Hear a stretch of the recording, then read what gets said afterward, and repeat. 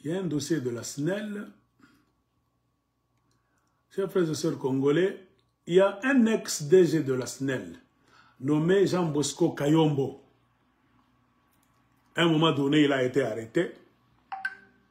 On a avancé comme raison que ce monsieur, s'il faut lire l'accusation, c'est ici. Il donnait l'électricité illégalement à d'autres entités. Donc, corruption, conflit d'intérêts, délit d'initié, blablabla, blablabla, tout ça. Et le dernier jugement a eu lieu le 20 février passé, c'était un lundi, à la prison centrale de Makala, là où Jean Bosco Kayombo est emprisonné. C'est-à-dire, il est ex-gouverneur de la SNEL, qui est la Société nationale d'électricité. Le Congo, c'est un pays bizarre. Moi, au Congo, même Satan s'étonne. Satan aussi est en train de s'inspirer des Congolais. Au lieu que les Congolais puissent s'inspirer de Satan, vous donnez même de la matière à Satan. Alors, le problème c'est quoi au juste? Il a fallu qu'il y ait quelques notes quelque part prouvant le contraire.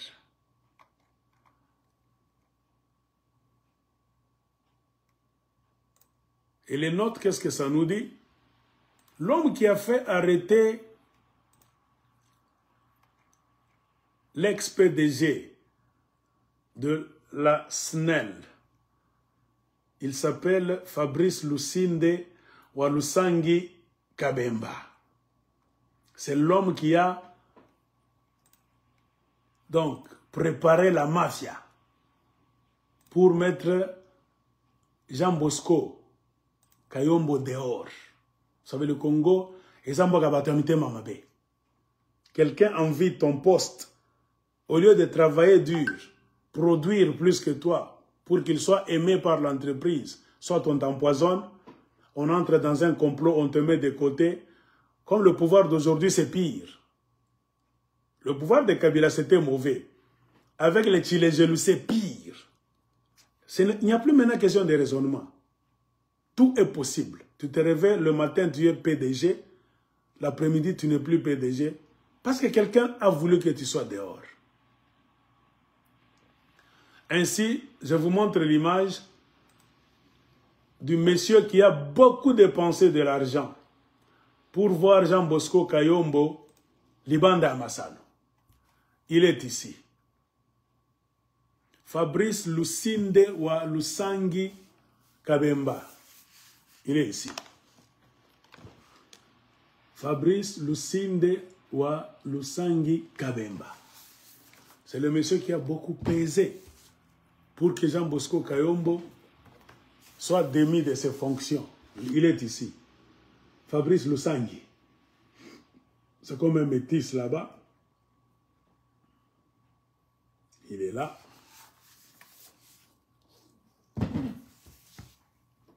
Les gens doutaient de cette arrestation, cette condamnation. Qu'est-ce qu'il y a derrière?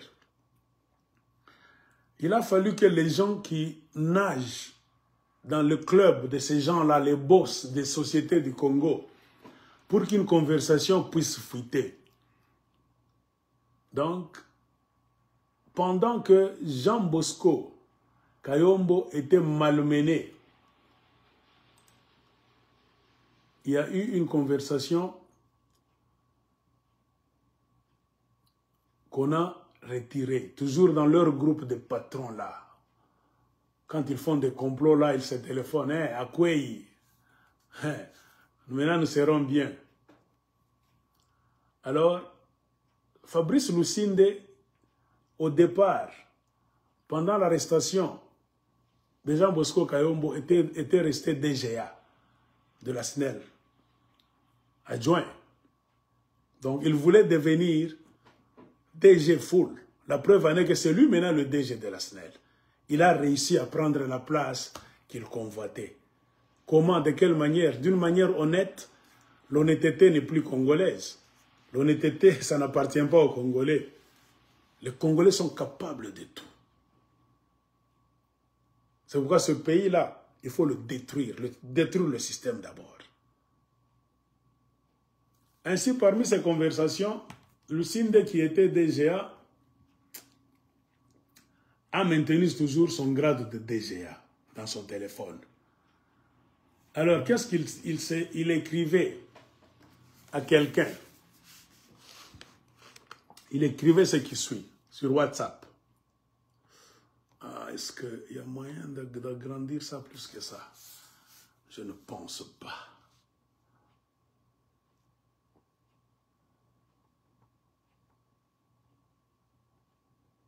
Aïe, aïe, aïe. Il n'y a pas moyen d'agrandir ça. Bon, quand même, je peux vous montrer, hein, pour prouver que ce qui est en vert, ici, ce sont des textos que ce Fabrice Lucinde s'envoyait avec quelqu'un. Dans leur milieu là-bas, des patrons, les boss, les DG, les DGA. Qu'est-ce que Fabrice Lucinde disait à son ami? Bonjour. Bonjour DG. Il parlait au DG intérimaire. Hein? Quand Jean Bosco Kayombo était arrêté, on a mis un DG intérimaire là-bas. Lui, Fabrice Lucinde, était resté DGA. Alors, dans une de ces textos, avec le DG qui avait remplacé en attendant Kayombo qu'on venait d'arrêter, à Makala, ce Fabrice Lucinde a salué le nouveau DG intérimaire. Bonjour DG. Boni Lelo, Mutuya Makala. Bozalanda bien. Il faut s'assurer qu'il reste à Makala, ce monsieur. Donc, il faut s'assurer qu'il ne sorte pas. Botalaba Congolais. Le DG intérimaire, qu'est-ce qu'il a dit? Bonjour mon frère. Il a salué. En bas ici. Il a dit bonjour mon frère.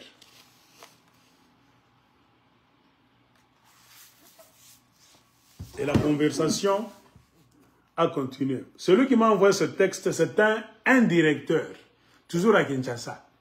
Il m'a demandé de cacher son identité. Il m'a cherché seulement moi. Aigle de Colosie, je te donne ça. Je sais que toi, tu peux le dire sans gêne. Tu es parmi les gens qui parlent, tu n'es pas le seul au Congo. Nous devons aider nos frères congolais. Le pays va mal.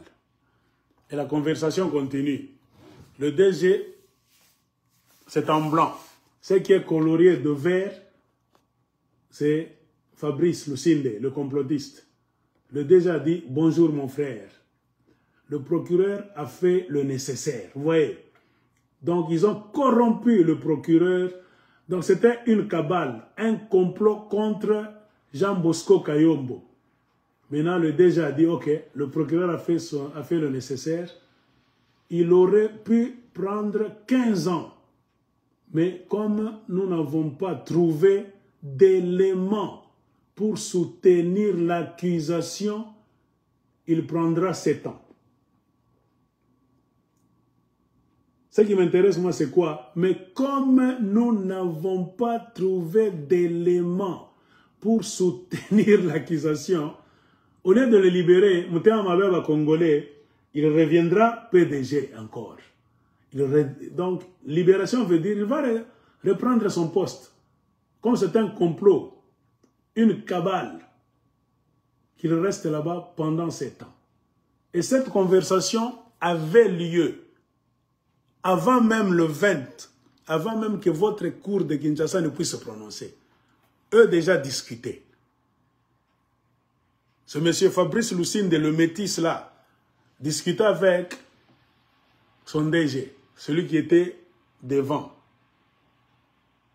Il a dit, le ministère public va s'en occuper avec la cour. C'est-à-dire, ils sont déjà en contact avec le ministère public et la cour. Et ce sont les gens qui jouent avec l'argent des sociétés. Pour amener toute une cour, un ministère public dans la mafia, ce n'est pas peu d'argent qu'ils ont donc déboursé là-bas. C'est beaucoup d'argent. Et la conversation continue. Comment? De quelle manière? Il faut que je vous montre la suite.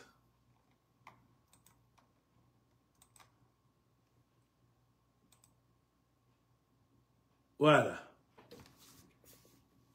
Donc le DG a dit aux complotistes, le ministère public va s'en occuper. Voilà.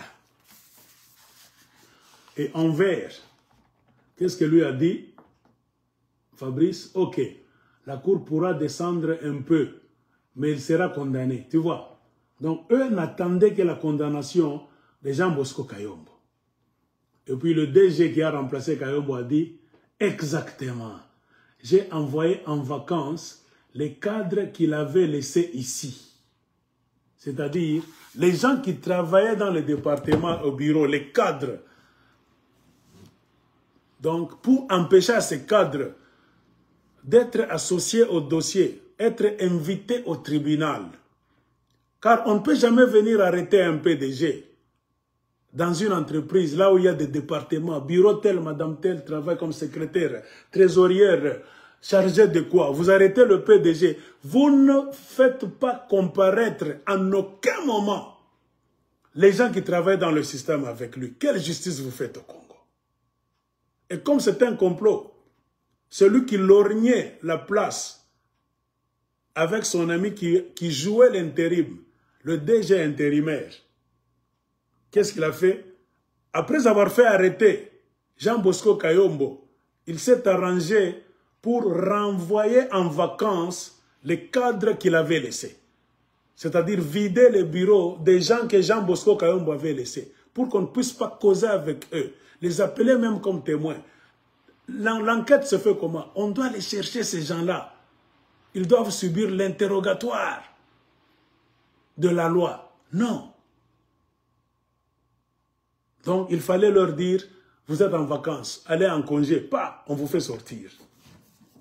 Et lui-même s'exprime. Exactement. J'ai envoyé en vacances les cadres qu'il avait laissés ici. S'il est à Makala, notre projet avec Forest et les autres va aboutir. Cette société est un éléphant blanc qui ne sert plus à rien dans ce format. Pourquoi alors on a arrêté Jean Bosco Kayombo? Le DG intérimaire a répondu dans le dernier paragraphe. C'est-à-dire notre projet avec Forest et les autres va aboutir. C'est-à-dire ils ont fait arrêter Jean Bosco Kayombo. Pourquoi? Parce qu'ils étaient en train de travailler avec M. Forest déjà, les complotistes. Ils veulent vendre la société SNEL à M. Forest. Si pas vendre, c'est-à-dire poser la société SNEL sous la tutelle de Forest. Donc c'est question de gros sous, question d'influence. Donc si vous parvenez à arracher la SNEL pour que ça ne soit plus indépendante, société d'État comme ça, vous me donnez moi, M. Forest, cette société, je commence à gérer vos factures d'électricité. Je vous contrôle. Et Forest ne peut pas prendre cette société gratuitement comme ça.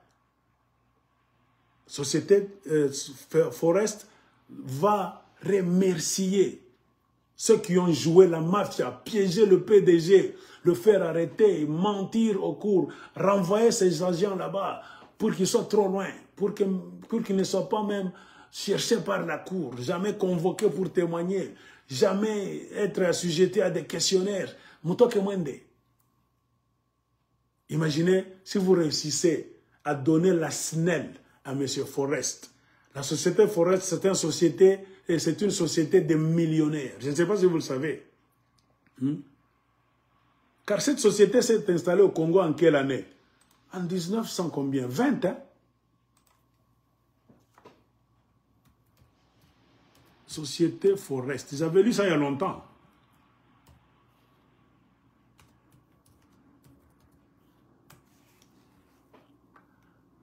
« 1922. La société M. Forest s'est installée en République démocratique du Congo en 1922. Voilà.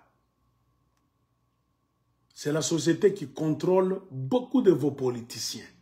Quand vous lisez ici, depuis 1922, là au début, depuis 1922, alors il faut agrandir. Hein, pour que les Congolais soient mona. Et ça, histoire à M. Forest. Donc, depuis 1922, nous investissons sur le continent africain. Donc, au Congo, Forest est venu en 1922, avant même l'indépendance. Et les Blancs ne sont pas idiots pour vous amener une société, la rendre trop puissante. C'est lié à la politique. C'est une société qui peut te donner le pouvoir comme président de la République. C'est une société qui peut comploter contre toi pour te faire même un coup d'État. Comprenez pourquoi Forest a choisi de faire les routes. Vous savez pourquoi Forest, lui, est amoureux des routes. En faisant les routes du Congo, Forest contrôle vos forêts, hein, entre là-bas, casse les montagnes, trouve de l'uranium, émeraude, tout ça. C'est comme ça que les Belges étaient. Ce n'est pas par hasard qu'ils se sont spécialisés dans la fabrication et la réfection des routes. Non, bah, imaginez, depuis 1922, ils connaissent vos routes. C'est une société par excellence pour le marché des routes seulement. Et quel genre de routes ils vous font? Des routes d'1 centimètre comme ça. Pour que ça ne puisse pas durer. Et dans un pays là où il y a le climat tropical, comme le Congo, c'est-à-dire, il pleut abondamment. Et la plupart du terrain que vous avez au Congo, votre terre, c'est de la glaise. C'est comme du calcaire bien calaboué. Comprenez pourquoi si vous mettez de l'asphalte 1 centimètre, vous ne foutez absolument rien. Le sol est spongieux dans un milieu tropical et il pleut régulièrement. Il suffit d'une voiture. 10 voitures seulement par jour, le sol va céder. Pourquoi? En bas, c'est comme l'éponge. Comprenez pourquoi les routes du Congo ne durent jamais. Et M. Forest ne s'est jamais démené pour faire des routes à la manière des routes qu'on fabrique en Europe, au Canada, même en Amérique, aux États-Unis, même en Afrique du Sud. Voyagez dans d'autres pays et regardez le genre de routes qu'on fait. On creuse même 2 mètres de profondeur. On étudie le terrain. On y met de grosses pierres. C'est un projet pharaonique, éléphantesque. De 1922 jusqu'à aujourd'hui, M. Forest allait nous fabriquer quel genre de route? Si cette société était sérieuse, des routes durables. Après de grosses pierres là-bas, on fait même des moellons. On coule même le béton, vous voyez. Pour éviter que la route puisse céder. Donc il faut creuser. Éviter ce sol là-bas, le sol très riche, qui est mou, qui produit beaucoup de nourriture. Non, ce n'est pas un bon sol pour faire des routes à 1 centimètre, asphalte d'1 centimètre, c'est la mafia. Et M. Forest prend ce contrat. Il sait que chaque 6 mois, les routes vont se désintégrer et chaque 6 mois, on va m'appeler seulement moi pour faire les routes. Donc, bâti bien on a circuit quoi, escroquerie éternelle. Qui doit veiller à cela? L'office de route, le ministère de l'aménagement du territoire, blablabla. Bla, bla, bla. Regardez, les Congolais ne sont pas là. Ils mangent l'argent avec M. Forest. Ils donnent des contrats à M. Forest. M. Forest ne fout absolument rien. Parfois, dans des forêts là-bas, ils ont bouffé l'argent. Des centaines de milliers de kilomètres. Forest ne va même pas les faire. Donc, les gens de Forest mangent 50%. Vos dirigeants là-bas, 50%. Ils ont des villas au Canada, Afrique du Sud, Belgique. C'est comme ça que le Congo fonctionne. Et Forest était en train de lorgner la SNEL. Qui pouvait lui donner la SNEL? C'est un Kafuzo, Kalad. Forest, c'est la société État. C'est une société qui peut contrôler les hommes politiques pour donner les rapports même à Bruxelles, si vous ne le savez pas. C'est le genre de sociétés qui sont gérées parfois par les gens des services secrets. Les Belges peuvent vous envoyer des directeurs de Forest. Il n'est pas simple directeur.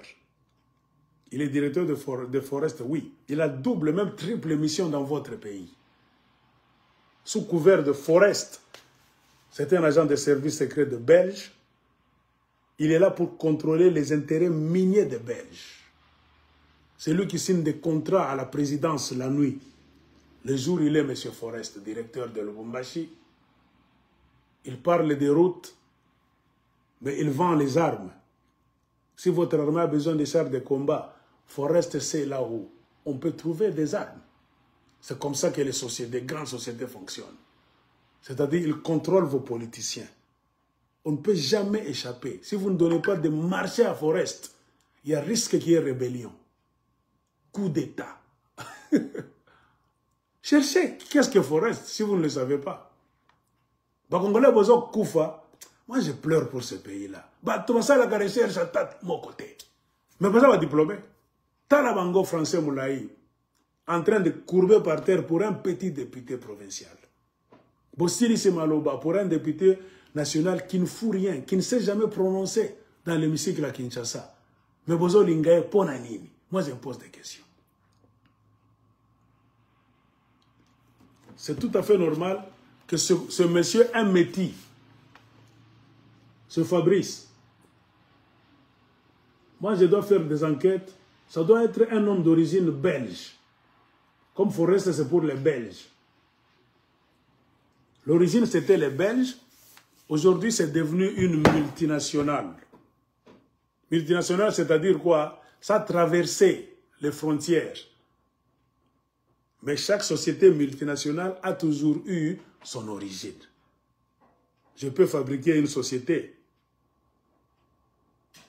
Aigle Resources.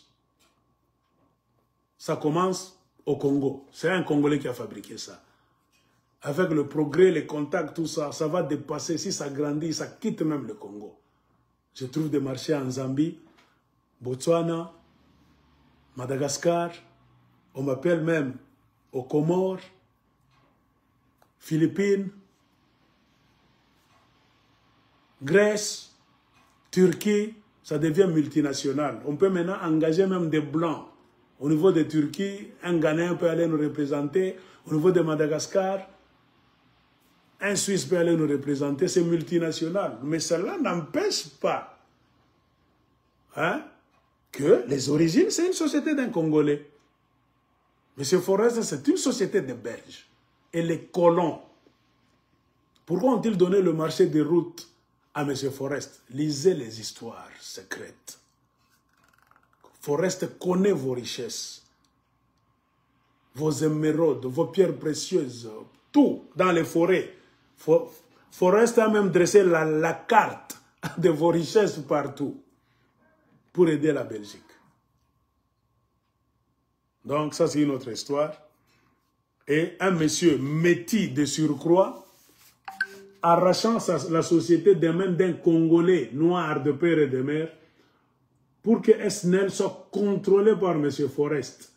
Et le complot était ourdi là-bas. Il faut maintenant être tellement malin et sage pour comprendre le jeu que ces infiltrés sont venus jouer chez vous.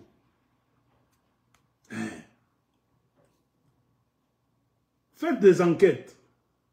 Vous verrez les origines de ce monsieur. Son père est d'où? Sa mère est d'où? Donc quand vous avez les gens double nationalité, double naissance, double, vous ne les contrôlez pas très bien. C'est eux qui vous mettent à genoux. Ata lobi lingala nyonso asili ici. Azo pesa bino impression qu'il y a de konabino, alingi un peu kanabino, mais quelque part, bumundele wana. C'est un gardien qui vous contrôle. Donc c'est ce monsieur qui a le plan de donner la société SNEL à M. Forest. C'est ça même le nœud du combat entre lui et l'ancien DG Jean Bosco Kayombo. Vous comprenez que ceux qui ont des oreilles comprennent. Nous comprenons. Si nous rentrons au Congo, c'est facile d'arranger le problème de la SNEL. Je connais qui a joué le jeu, qui était derrière. Gros sous. Monsieur Forest vous contrôle, c'est-à-dire c'est fini. Vous n'aurez plus d'eau. On contrôle votre électricité, votre eau, vos forêts. C'est-à-dire le pays ne vous appartient plus. Et c'est comme ça que les Occidentaux aiment.